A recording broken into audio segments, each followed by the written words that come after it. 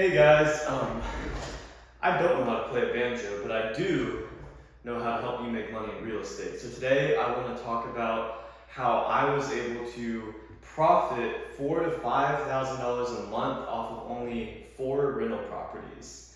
So the way that I did that was through a strategy called house hacking.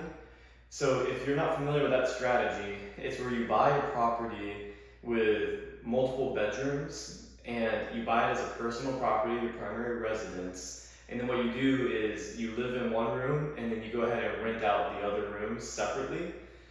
You can do it furnished or unfurnished.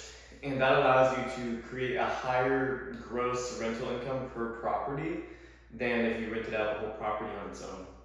So for example, the first property I bought, which was in Columbia, Tennessee, was a 3-bed, 2-bath. And what I did was I lived in the master suite and I rented out the 2 other rooms, which each room was rented out for $850. And so I made $1,700 a month and my mortgage was only $1,600. And then so when I bought a second house, I was able to then rent all 3 bedrooms at that first house. So I was able to make closer to $2,600 a month. And my mortgage was only $1,600. So I was profiting $1,000 a month off that one property. And then with the next property, I did the same thing. And then I bought a third property, and then I repeated that process 4 times. And then I ended up moving out of that last house and got an apartment. So I had all 4 properties rented out by the room. So if you want to learn how to do this, basically what you want to do is obviously start with getting your first property. If you don't own a property yet, obviously that's where you're going to have to start. So in order to get that first property, you're going to have to look at, for one, obviously you're probably not going to be a cash buyer if you're watching this. So if you don't have cash to buy a house, you're going to have to get a loan. And in order to get a loan, you're going to have proof of income. And what the lenders are typically going to be looking for is a 2-year work history. And they're also going to want your debt to income ratio to be around 30 to 40%. So if you've been working for the past 2 years, preferably W-2, but you can also do 1099 if you have a 2-year income proof. And so what you're going to do is you're going to bring that information to a lender. They're going to ask you maybe some more documents. They might need your tax returns. They might need a little bit more information about you. And then obviously they're going to have to check how much you qualify for. So say you make $4,000 a month. You might be able to qualify for a house that has a mortgage of around $1,500 a month. So depending on what the interest rates are, and depending on your area, that'll kind of give you an idea of what type of house you can buy and afford. And so maybe you look at the numbers and you're not there yet. Maybe you don't make enough money, maybe you have too much debt, maybe you don't have enough saved up for a down payment, whatever that may be. So then you can set some goals. Okay, here's what I need to do with my credit, here's what I need to do with my savings, and you can create a plan to prepare to buy a house in the future. And again, I can help you guys with all of that. Just leave a comment below if you would like some help, and you can follow me on my social media. My Instagram is my name, Brendan Hanson. That's BRENDON, HANSON. I'm also on Facebook, LinkedIn, all that stuff. So I'd love to help you guys with that. But again, you gotta get the first property. Once you've got the first property, the next thing you're gonna wanna do is, once you get moved in, once you've got your place set up, you want to decide, do I want to furnish the property or do I want to leave it unfurnished? If you furnish it, you might be able to get a little bit more money, but more importantly, it's going to be a lot easier to find tenants because you don't have to find someone, if they don't have a bed, if they don't have furniture, that's going to get a lot more convenient for them.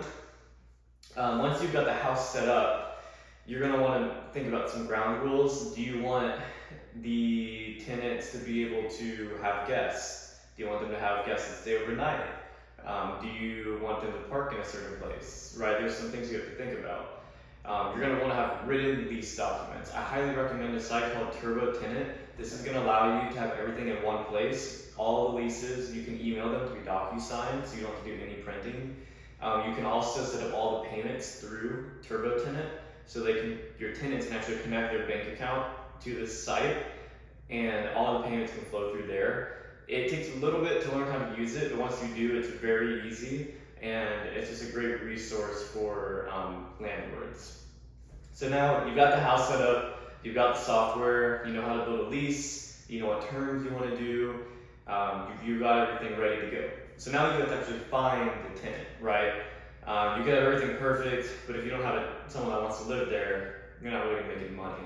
So there's multiple ways that you can find tenants. So I've used apps. They have roommate apps. There's one called Roomster, Roomies. There's a couple like Spare Room. And I'll be honest with you guys, I've had success with one of the apps, Roomster, but then they banned me for some reason. I don't know why, so I don't use it anymore. The other apps, I really haven't had much success. Maybe a couple leads here and there. To be honest with you, I don't really waste your time too much with the apps. Maybe try Roomster. You have to pay like $7 a week, but you can maybe get a couple leads. Aside from the apps, I highly recommend, leveraging the current groups you're in. If you're in a sports group, if you go to church, your job, your business, just reach out to people. Be like, hey, this is what I'm looking for. I'm looking for a roommate. If you guys are interested in renting a room, if you know anybody, blah, blah, blah. But the best way to find a roommate is going to be through Facebook. So find a local Facebook group to your nearest city. For me, it's Nashville, so I'd say Nashville Rooms for Rent, and there's a bunch of groups for that, like usually college-age students that are looking for a room. But you can also just post on Facebook Marketplace that you have a room for rent, and that'll actually work very well. So go ahead and create your listing. You want to be careful how you do it. You don't want to necessarily say you're looking for a specific gender unless you're in the group. If you go on Marketplace and you say, hey, I'm looking for a male roommate, your ad might get taken down. But if you're in a group, like a roommate group, you can specify the gender depending on the guidelines on the groups. Just keep that in mind so you don't get your ad taken down. Ideally, you're going to want to add a lot of pictures. The more pictures you have, the better quality they are. Even maybe pictures of yourself, a little bit about you. The more information you give people, the better the ad looks. It's just more likely that people are going to reach out to you. Okay, so say you find somebody that's interested in the room. Now all you have to do is email them the lease. It's pretty straightforward. If they look like a good fit, I'd recommend meeting them in person at a public place first, just to make sure you know who they are. Check out their social media, make sure they're a legit person, make sure they actually post, make sure they're real, make sure they look normal, make sure they're not someone that looks like they have a bunch of weird stuff on their Instagram, like pictures with guns or drugs or anything nefarious. Obviously, through TurboTenant, you can actually require them to go through a background check. And you can also require them to have renter's insurance once they move in, which protects them and you. So I'd highly recommend doing the background check and renter's insurance, especially if you don't know them already. That's a big deal, just for liability reasons. You don't want to be making $800 a month from rent and then the guy freaking blows your house up and you don't have any insurance to cover it. Speaking of insurance, you're going to want to make sure your current insurance policy on the house that you own is going to allow you to do this and without risking too much on your end. So you may have to change your policy to a landlord policy, depending on how it's structured. So I'm not an insurance agent. Talk with your insurance agent about what they recommend. Certain insurance companies have different rules on how they work everything. So just to recap, obviously you want to make sure you can afford a house if you don't own one already. If you already own a house or if you're able to buy one, you want to make sure you set the house up to your specifications. Then you're going to want to make sure that you utilize a software like TurboTenant or another landlord software to make your leases and just the payment process more efficient.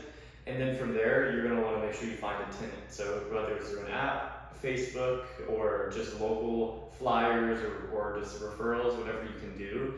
And then once you get the tenant verified, and you want to make sure you vet them properly with a background check and referrals. And then from there, you can just move them in. You get your upfront first month's rent. I also recommend getting a full month security deposit that protects you in case maybe they break their lease early, maybe they break something valuable in your home. That allows you to cover those damages and time that you have a vacancy. Those are the general tips. I'm sure there's a few more things I missed. If you have any additional questions, feel free to leave them below in the comments, and I hope you all have a great day. Thank you.